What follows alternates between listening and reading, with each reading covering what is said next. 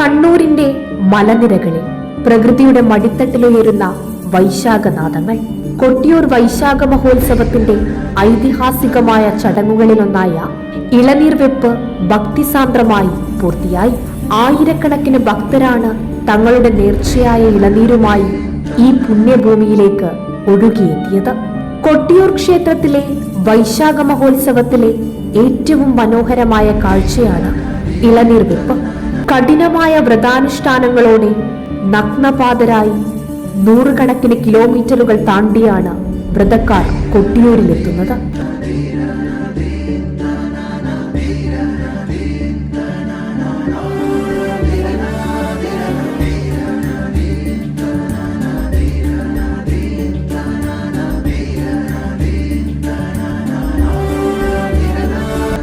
ഓരോ ഇളനീർക്കാവിലും 6 വീതം ഇളനീരുകൾ ഉണ്ടാവും.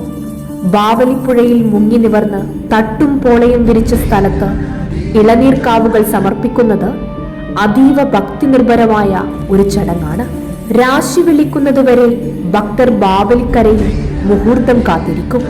തുടർന്ന് സന്നിധാനത്തിലേക്ക് ഓടിയെത്തി വ്രതക്കാർ ഇളനീർ സമർപ്പിക്കുന്നു.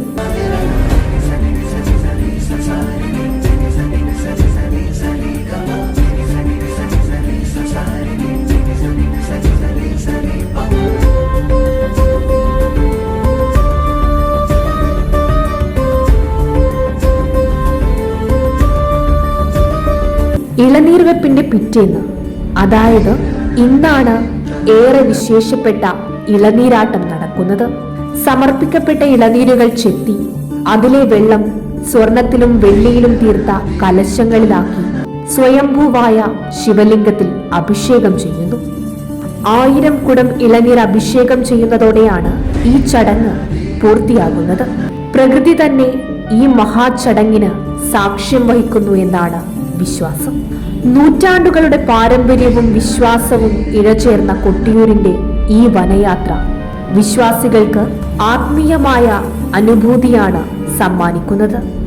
പ്രകൃതിയും ദൈവവും ഒന്നാവുന്ന അപൂർവമായ ഈ കാഴ്ച കാണാൻ ഇത്തവണയും വൻ ജനസാഗരമാണ് ഒഴുകിയെത്തിയത്. ഇന്ന് രാത്രിയോടെ ഭക്തിനിർഭരമായ അന്തരീക്ഷത്തിൽ കൊട്ടിയൂരിന്റെ പുണ്യഭൂമിയിൽ ഇളനീരാട്ടം നടക്കും.